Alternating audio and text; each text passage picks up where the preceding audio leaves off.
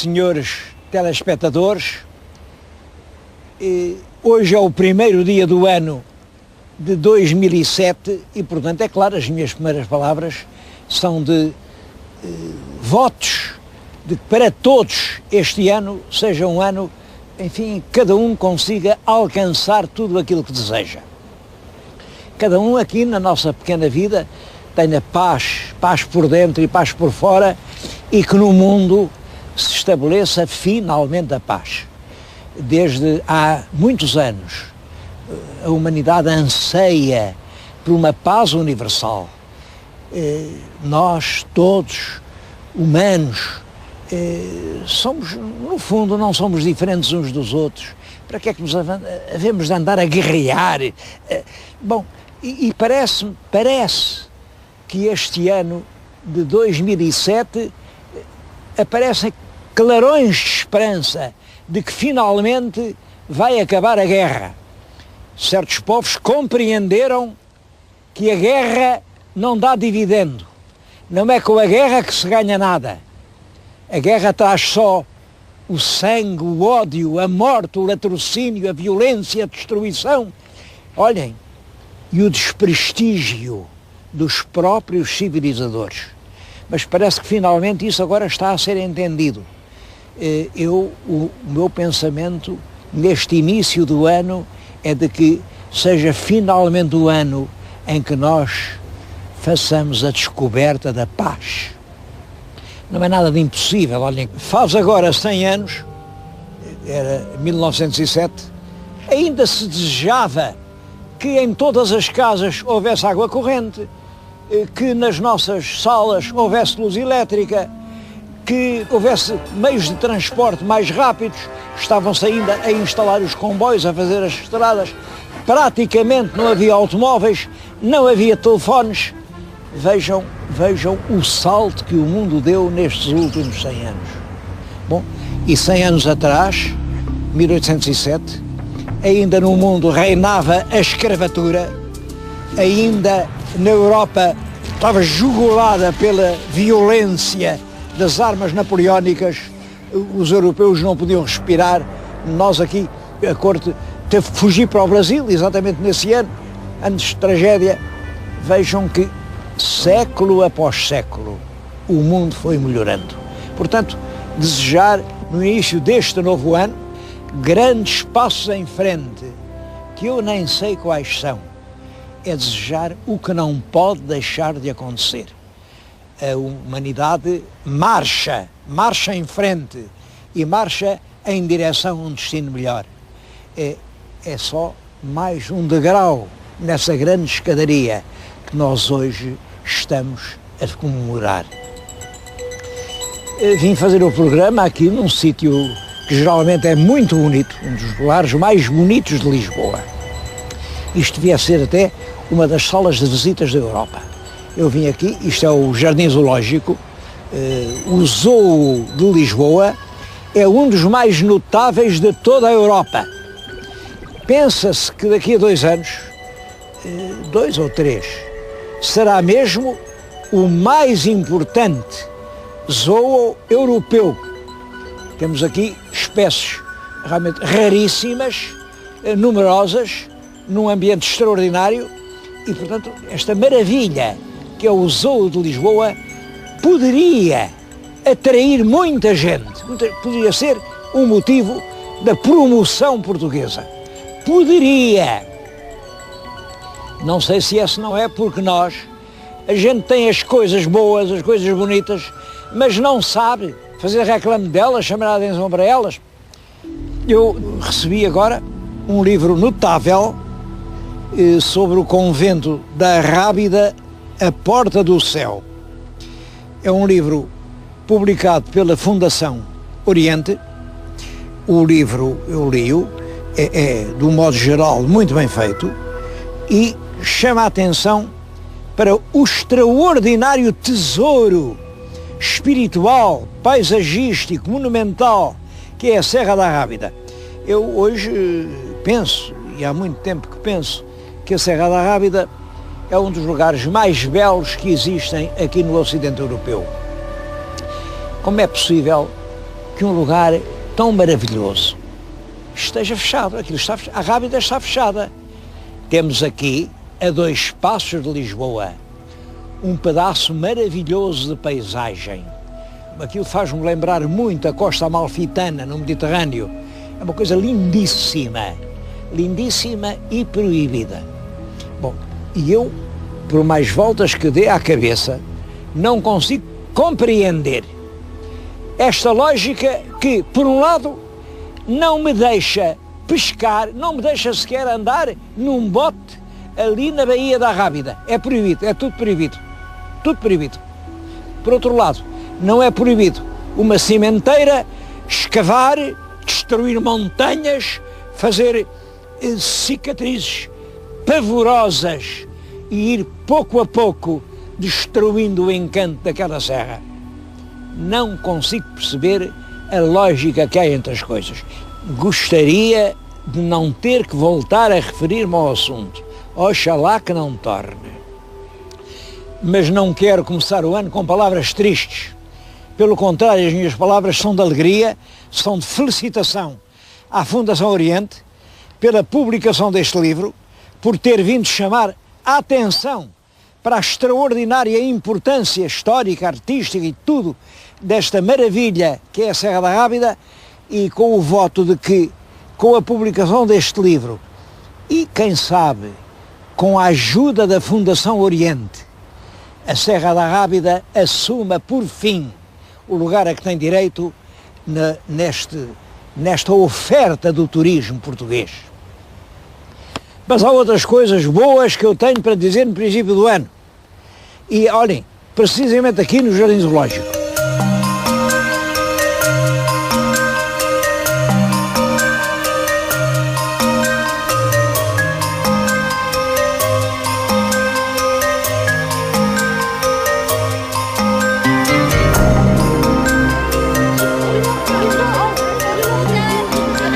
O Jardim Zoológico não é apenas um espaço de distração, um lugar para as crianças se irem divertir, é muito mais do que isso. É de facto um estabelecimento científico da maior importância. Aqui observa-se a evolução das espécies, a reprodução, o comportamento. Bom, e aqui, por exemplo, daqui é que vêm notícias extremamente alarmantes. Muitas destas espécies de mamíferos superiores, especialmente os primatas, estão ameaçados de extinção. Aqui dizem-me como coisa absolutamente segura, que daqui a 25 anos ninguém mais poderá ver um gorila. Mas porquê? Porquê? Bom, e a razão é realmente curiosa. É que o gorila é realmente um ano passado nosso, como se pensa, mas para viver precisa de enormes espaços florestais e enormes espaços praticamente virgens, enfim. Ora, esses espaços estão a desaparecer. Já não há essas grandes florestas. O homem também precisou de se instalar, entrou, cortou as árvores, enfim, fez a desmatação, instalou casas. Ao mesmo tempo, nos grandes continentes onde havia essas espécies, elas são caçadas. Caçadas, porque claro, estes animais valem dinheiro para os vender, para lhes tirar a pele, para lhes comer a carne. Todos os anos em África, um grande número destes animais é caçado pelos indígenas para se alimentarem. Bom, isto cria um problema. Então devemos proibir os nativos de se alimentarem para salvar os animais, ou devemos permitir que os nativos se alimentem e sacrificar os animais? Bom, a verdade é que todos vemos na televisão, no interior da África, populações inteiras a morrer de fome. Isto é um problema realmente. O que é que se vai fazer? Os jardins zoológicos têm a esse respeito um papel muito importante, porque são eles que impedem as raças de se extinguirem. É claro que não é fácil conseguir que os animais se reproduzam nos jardins zoológicos, porque em cativeiro a vida não é fácil, mas estão a conseguir resultados brilhantes. Olhem, Aqui o nosso Jardim Zoológico de Lisboa já mandou repovoar, já mandou um rinoceronte que refez na África do Sul uma raça de que já não havia exemplares. E há outros casos assim. Daqui a 100 anos, quando os professores falarem aos seus alunos nos gorilas, que eram tão parecidos com os humanos, até andavam com os bebés ao colo, os meninos são capazes de não acreditar. E hoje, vir ao Jardim Zoológico é aprender uma lição da evolução do mundo.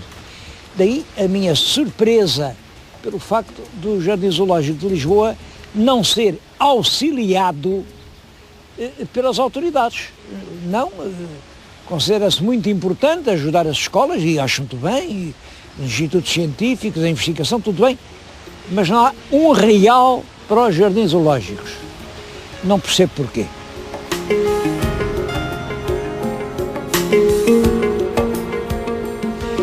Mas o programa, como sabem, chama-se No Tempo em que os Animais Falavam. Bom, porque antigamente os animais falavam. Não julguem que é só agora. Não julguem que é só agora. Os grandes fabulistas, desde o tempo, desde a Índia, parece que a ideia de fazer fábulas, histórias em que aparecem os animais a falar uns com os outros, a fazer partidas uns aos outros, parece que isso vem da Índia. Da Índia passou à Grécia, as fábulas de Esopo ficaram famosas em todo o mundo, embora a gente não saiba quem era o Esopo, talvez seja uma figura lendária. Depois, as fábulas do Fedro, o Fedro existiu, mas não lhe ligaram muita importância no tempo dele. Hoje é que realmente Fedro é um grande escritor pela concisão. Fedro só diz as palavras essenciais. E era um autor muito claro. Olhem, quando eu andava no liceu, para estudar latim, o texto eram as fábulas do Fedro. Os professores obrigavam-nos a saber de cor algumas fábulas. Eu ainda hoje sei alguns bocados de fábulas. Uma das fábulas de que eu me recordo, é claro, isto era assim que se passava no tempo do Fedro. É a história da rã que quis ser boi. A rã andava lá no charco, enfiou aos saltinhos e tal, mas viu no prado a pastar um boi magnífico. Claro, o boi era enorme, a rã era pequenina, mas era uma rã ambiciosa. E a rã olhou para o boi e pensou, eu também quero ser boi. Então começou a inspirar, a encher a pele de vento. O latim é inflavide rugosum pellem, quer dizer, insuflou a pele rugosa, inchou, já estava assim, até que, bum, rebentou e acabou-se a rã. Isto é uma fábula do tempo do Fedro, há 2000 anos, porque hoje isto contava-se de uma maneira completamente diferente. Como sabem, a química fez progressos extraordinários. Hoje fabricam-se cremes que dão uma grande elasticidade à pele. Hoje já não há pele nenhuma que rebente. Portanto, a rã lubrificava a sua pele com esses cremes e inchando, nunca mais rebentava e ficava do tamanho do boi. Ficavam ali ao lado a rã e o boi. Bom, as pessoas vinham e achavam muito bonito aquele animal tão grande, que até era melhor que o boi, por duas razões. A primeira é que não tinha chifres e, portanto, não podia agredir ninguém. Podia fazer uma festinha na testa da rã, ela não fazia mal a ninguém. A segunda é que a rã dá saltos, a rã dá grandes saltos. E a rã saltava para os pontos mais altos, a rã saltava para o poleiro e passava a mandar nos bois todos. Hoje assim é que se contava a história. A rã quis ser boi e acabou mandando em todos os bois. É a fábula contada no primeiro dia do ano 2007. Mas há outras para contar.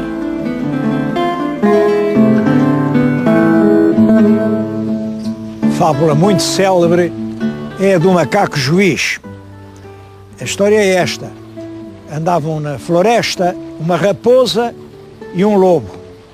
Bom, e viram lá num bosque um grande pote de mel. Veio o lobo, agarra o pote e diz: o pote é meu, que eu agarrei. Mas a raposa dizia: não, o pote é para mim porque eu vi primeiro. Tu viste primeiro, mas eu primeiro agarrei. O que é mais importante, é agarrar ou é ver? Olha, discutiram, não se entenderam e resolveram chamar um juiz. O juiz era um macaco. Vem o macaco e o macaco diz: bom, o lobo diz que agarrou, mas isso não é razão, porque o lobo deita as mãos a tudo e diz que é tudo dele. Portanto, eu não aceito as razões do lobo. A raposa viu primeiro, mas toda a gente sabe que a raposa é matreira, é mentirosa, é muito enganadora. Portanto, também não me fio no depoimento da raposa, porque a raposa não merece crédito. Ora bem, se o pote de mel não é da raposa nem do lobo, é meu. E então o macaco comeu o mel todo. Eu acho que esta fábula hoje também está mal contada. Isto não foi assim que aconteceu. Não foi. Não foi porque hoje, quando se chama ao juiz, os nossos juízes em Portugal, felizmente, é uma das classes que está acima de toda a suspeita. Toda a gente respeita os juízes e toda a gente sabe que em Portugal, felizmente, não há macacos juízes. Agora, o que acontecia era o seguinte: os juízes davam uma sentença ou a favor de um ou a favor do outro, porque também é proibida a denegação de justiça. Ele tinha que dizer de quem era o pote. Se ele dissesse que era da raposa, o lobo recorria para o Tribunal da Relação e andavam na relação anos. Depois da relação, com muitos agravos, com muitos protestos, com muitas reclamações ao questionário, para cima e para baixo, depois iam para o Supremo. Bom, andavam muitos anos no Supremo. Depois do Supremo, o Supremo mandava repetir o julgamento, porque houve umas formalidades que não foram bem cumpridas. E depois voltava à relação. E quando finalmente o caso era resolvido, já o mel se tinha evaporado, a raposa tinha morrido e o lobo já lá não estava. Assim é que hoje se devia contar a história.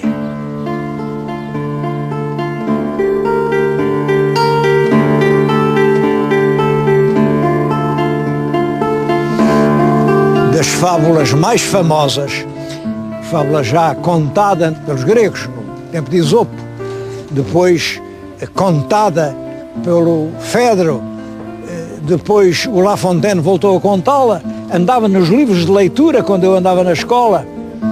Era uma fábula que eu sei de cor. Sei de cor e sei que é verdade. É a fábula do leão moribundo. E como todos sabem, o leão é o rei da selva. É um animal com muita força e cheio de dignidade. Todos na floresta respeitam a força e a majestade do leão. Bom, mas os leões também envelhecem. O tempo passa, o leão começou a perder um bocado da sua força, já estava ali, coitado, sem poder fazer nada, e os outros animais viram, e alguns tinham queixas. Primeiro veio o touro, a quem ele antigamente tinha atacado lá uma manada, e o touro pensou: é a altura de vou vingar-me. E chegou ao leão, o leão mal se podia mexer, o touro deu-lhe uma cornada, aí fugiu. Bom, dava para ali um javali e viu: olha, o leão não comeu o touro, então também eu lá vou. E corre o javali e dá-lhe uma dentada. O leão, coitado, não se podia defender. Finalmente aproxima-se o burro, porque os burros também não gostam dos leões. Veio o burro e preparava-se para lhe dar um par de coices, mas aí, estou sempre a contar a fábula, aí o leão deu um burro tremendo e disse: o burro não, isso não. E nessa aflição o leão morreu, mas não levou as patadas do burro. Essa fábula também já não é de agora. Isso hoje já não se podia contar assim. Hoje, os leões doentes tratam-se. Olhem, aqui, neste zoo de Lisboa, há um magnífico hospital para as feras. Portanto, o leão ia ao médico, dizia: "Ó doutor, eu não me sinto bem", o médico tratava dele, punha-lhe um bypass, pacemaker, e o leão voltava de lá todo de novo, e quando o burro julgava que lhe ia dar as patadas, era o leão que lhe dava um magnífico puxão de orelhas. Era isso que hoje aconteceria. E é isso o que hoje acontecerá aos burros que quiserem dar patadas ao leão.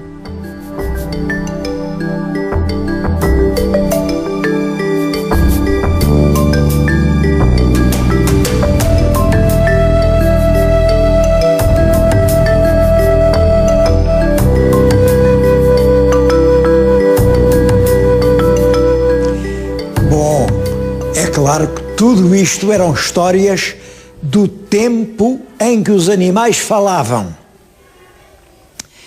Mas, bem visto e bem pensado, os animais continuam a falar. Continuam a falar no sentido em que ainda são lições. Olhem, como é curioso aquele que estão a ver. É um okapi. O okapi é uma espécie de zebra mais pequena, é uma coisa entre zebra e girafa. É um animal pequeno que minguou, vem das florestas tropicais do Congo, florestas onde há grandes predadores, animais ferozes que comem os outros, e portanto os seres vivos tendem a esconder-se, a ser mais pequeninos para não darem nas vistas e se poderem abrigar debaixo dos ramos, ninguém os vê. E esta girafa ficou assim. As próprias pessoas são pigmeus. Os pigmeus africanos vêm dessa floresta tropical onde há os predadores e eles precisavam de se esconder. Esse fenómeno da pessoa ter que se esconder e por isso, ao longo dos milénios, acabar por ficar mais pequenina, chama-se nanismo. Eu às vezes gosto de dizer assim umas palavras difíceis, mas olhem, o senhor telespectador, acredite, é uma palavra importante. Nanismo. Nanismo é o oposto de gigantismo. A tendência para ficar cada vez maior, crescer, é o gigantismo, fica-se um gigante. A tendência para ir encolhendo, minguando até ficar em nada, é o nanismo. Estou-lhes a falar nisso porque eu acho que também nos povos pode haver nanismo. Num país que esteja muito tempo submetido a uma ação de repressão, de censura, de fogueira, como nós tivemos, desde o século XV até ao século XVIII. Em Portugal era proibido pensar. Quem pensasse, e pensasse novo, corria o risco de acabar numa fogueira. E isso levou as pessoas naturalmente a não querer dizer não, porque isso era perigoso. Então as pessoas foram-se abrigando, encolhendo, para ninguém olhar para elas e ninguém as denunciar ao Santo Ofício e não acabarem na tragédia de uma fogueira, olhem, ao fundo do Rocio ou no Terreiro do Paço, junto ao Tejo, como acabaram muitas centenas. E eu acho que isto originou um certo nanismo mental em Portugal. Não há dúvida que aqui ainda há o temor de dizer diferente. As pessoas podem pensar, mas não dizem. Quando a gente depois... Então o senhor... sim, percebem? Connosco abrem-se, mas tem toda a razão, é assim. Mas em voz alta ninguém quer desagradar. O temor do desagrado é uma forma de nanismo mental e é uma das lepras de que nós temos de nos libertar. Por isso é com muito gosto que eu aqui no Jardim Zoológico estou a acabar este programa num serviço novo que aqui há, agora aqui instalado, é que dá o nome de Museu da Criança, Museu das Crianças. Não é bem um museu. A gente convencionou que museu é uma coisa onde se guardam coleções de objetos raros, representativos ou de uma atividade, ou de uma época histórica, ou de uma ramo de arte. Mas aqui não é isso. Isto, digamos, é mais uma oficina infantil. Vêm aqui crianças de todas as escolas inscrevem-se, e aqui põem as crianças a pensar, com muitos problemas bonitos, atraentes, e eles têm que resolver coisas, completar histórias, dar o sentido às frases, pôr as gravuras, revelar o seu próprio talento, qual é este, é aquele. Bom, e as crianças estão aqui horas, e estão muitas. Neste ano passaram por aqui 40.000 crianças. Acho muito importante que se ponham as nossas crianças, desde pequenas, a pensar, porque, senhores telespectadores, temos que convencer-nos de uma coisa. Eu não vou agora aqui dizer, não vou dizer que o cérebro seja um músculo. Não é um músculo, mas é um tecido vivo. É um tecido vivo que também encolhe e petrifica quando se não exercita. É preciso treinar a cabeça, como é preciso treinar os braços, as pernas e todo o organismo. E uma cabeça abandonada completamente a si própria, sem nada que a estimule, que a faça andar para a frente, é uma cabeça que corre o risco de cair no nanismo.